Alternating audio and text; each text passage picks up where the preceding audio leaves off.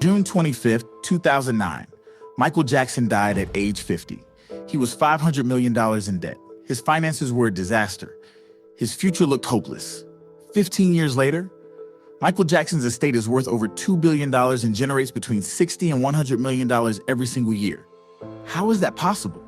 How does a dead man make more money than most living artists? Where is all this money coming from? And who's actually getting rich off of Michael Jackson's legacy?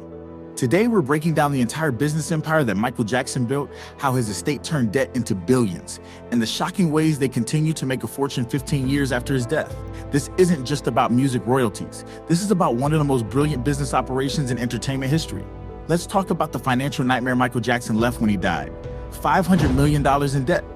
That's not an exaggeration. That's the official number. How did the king of pop, the best-selling artist of all time, end up that broke? A few reasons. First, Michael spent money like it was endless. Neverland Ranch cost $5 million a year just to maintain. He had a staff of over 150 people. He bought exotic animals, built amusement park rides, and lived like royalty. Second, he was incredibly generous. He donated hundreds of millions to charity over his lifetime. He helped sick children, funded hospitals, and supported humanitarian causes around the world. Beautiful, yes. Financially sustainable, no. Third, legal battles drained him. The 1993 allegations led to a settlement reportedly in the $20 to $25 million range. The 2005 trial cost millions in legal fees. Lawsuits from business partners, managers, and creditors piled up. Fourth, bad business deals. Michael trusted the wrong people. Managers embezzled money. Accountants mishandled his finances. Business partners took advantage of him. By 2009, Michael was on the verge of losing Neverland Ranch to foreclosure. He owed money to banks, creditors, and business associates. His financial situation was catastrophic.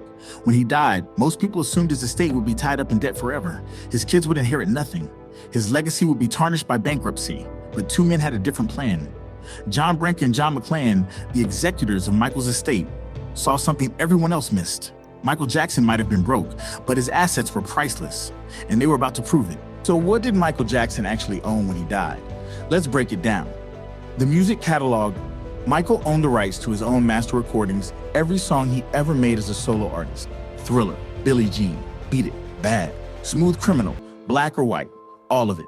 These songs generate royalties every time they're played on the radio, streamed on Spotify, used in commercials, or featured in movies. And Michael Jackson's songs? They get played a lot. But that's not all. Michael also owned 50% of Sony ATV Music Publishing, a catalog that included the Beatles songs, Elvis Presley songs, and thousands of other tracks from legendary artists. When Michael bought the ATV catalog in 1985 for $47.5 million, people thought he was crazy. But that catalog was worth hundreds of millions, possibly over $1 billion by the time he died. The image and likeness rights, Michael Jackson's name, image, and likeness are trademarked and controlled by his estate. Every time you see Michael's face on a product, every time his name is used commercially, the estate gets paid.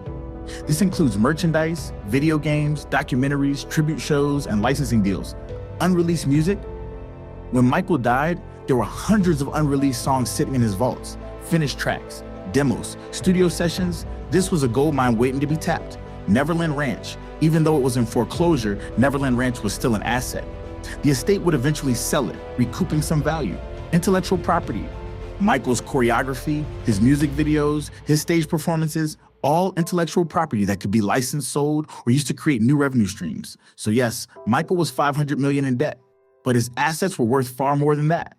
The executors knew that if they could manage these assets properly, they could turn Michael Jackson into the most profitable dead celebrity in history. And that's exactly what they did. Let's talk about how the estate turned everything around in the first 5 years after Michael's death. Step 1, This Is It documentary, 2009. Just months after Michael died, the estate released the This Is It documentary footage from Michael's final rehearsals for the tour that never happened. The movie made over $260 million worldwide. It became the highest grossing documentary of all time.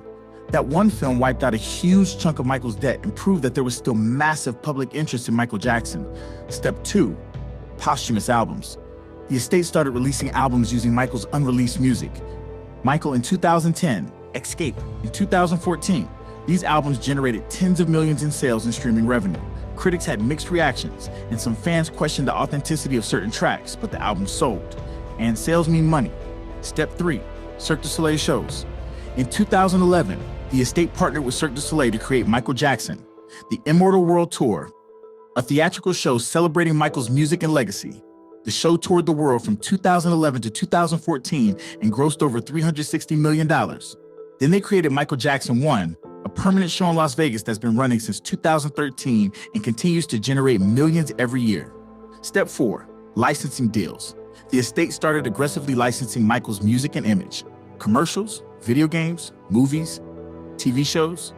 Every time you hear a Michael Jackson song in a commercial or see his image in a product, the estate is getting paid. For example, Michael's music has been licensed for commercials by Pepsi Ironic given the burn incident, car companies, tech companies, and more. Step 5, the Sony ATV catalog sale.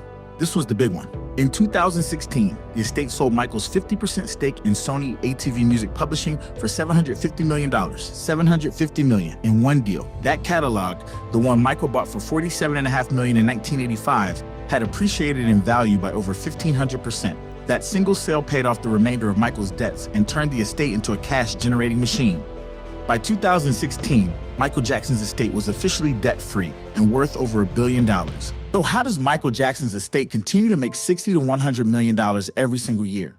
Let's break down the revenue streams. Music streaming and sales. Michael Jackson's music is streamed billions of times every year on Spotify, Apple Music, YouTube, and other platforms. Thriller is still one of the most streamed albums of all time. Billie Jean, Beat It, Smooth Criminal, Man in the Mirror. These songs get millions of plays every single month. Every stream generates a royalty payment.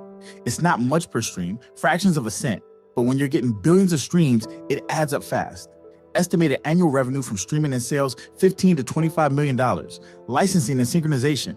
Every time Michael's music is used in a movie, TV show, commercial, or video game, the estate gets paid. And Michael's music is used constantly. His songs are iconic, instantly recognizable, and emotionally powerful. Filmmakers and advertisers love using them. Recent examples include his music being featured in major films, TV shows, and commercials that pay 6 to 7 figures per license. Estimated annual revenue from licensing, $10 to $20 million. Merchandise, Michael Jackson merchandise is everywhere. T-shirts, posters, vinyl records, collectibles, action figures, clothing lines. The estate licenses Michael's name and image to manufacturers who produce and sell these products, and the estate takes a cut of every sale. Estimated annual revenue from merchandise, $5 to $10 million. Cirque du Soleil Michael Jackson 1, the Las Vegas show continues to run and generates consistent revenue. The estate receives a percentage of ticket sales and merchandise sold at the show. Estimated annual revenue from Cirque, $5 to $10 million. The biopic coming 2026, the official Michael Jackson biopic, simply titled Michael, is currently in production and scheduled for release in 2026. The estate will receive a significant portion of the film's profits.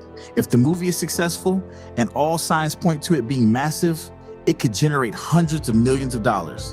While the biopic revenue is future money, the estate has already received upfront payments and will continue to benefit from the film's success. Catalog royalties. Even though the estate sold the Sony ATV catalog, Michael still owns the rights to his own master recordings. Every time one of his songs is played anywhere in the world, royalties flow back to the estate. Real estate. The estate sold Neverland Ranch in 2020 for $22 million to billionaire Ron Burkle. While not a recurring revenue stream, asset sales like this contribute to the estate's overall value. Total estimated annual revenue, $60 to $100 million. And that number could grow significantly if the 2026 biopic is a hit. So where does all this money go? According to Michael Jackson's will, the estate's revenue is divided as follows. 40% goes to Michael's 3 children, Prince, Paris, and Blanket Biggie. This money is held in trust and distributed to them at specific age milestones 21, 30, and 35. 40% goes to Michael's mother, Katherine Jackson. She receives a substantial monthly allowance to cover her living expenses and support. 20% goes to various charities that were important to Michael, including children's hospitals, humanitarian organizations, and other causes Michael supported during his life. The executors, John Branca and John McClain, receive a percentage of the estate's gross revenue as their fee for managing it. This is typically around 10%, which means they make $6 to $10 million per year. Some of Michael's siblings have publicly complained about this arrangement, arguing that the executors make too much money. But the courts have consistently sided with Branca and McClain, noting that they've increased the estate's value by over $2 billion and turned a financial disaster into a thriving empire. So yes, the executors are getting rich, but they've also made Michael's children rich, and they've honored Michael's legacy in the process. So what's next for Michael Jackson's estate? The 2026 biopic is the big one. If that movie is successful, and early buzz suggests it will be, It could generate hundreds of millions in revenue and introduce Michael Jackson to an entirely new generation of fans. There's also talk of a Broadway musical, more Cirque du Soleil style shows in other cities, a Michael Jackson museum or experience center, and potential hologram tours using Michael's likeness. The estate has been careful not to oversaturate the market. They're strategic about when and how they release new projects. They want to keep Michael's legacy alive without exploiting it to the point of exhaustion, and it's working. 15 years after his death, Michael Jackson remains one of the most culturally relevant and financially successful artists in the world. His estate makes more money annually than most living artists. His music is still everywhere. His influence is undeniable. Michael Jackson may be gone, but his empire, it's just getting started. So there you have it. How Michael Jackson's estate makes $60 to $100 million every single year, 15 years after his death. From streaming to licensing to merchandise to massive business deals, Michael Jackson is still one of the highest earning entertainers on the planet. He died in debt. But his legacy? Worth billions. What do you think? Is the estate doing right by Michael's legacy, or are they exploiting it for profit? Let me know in the comments below.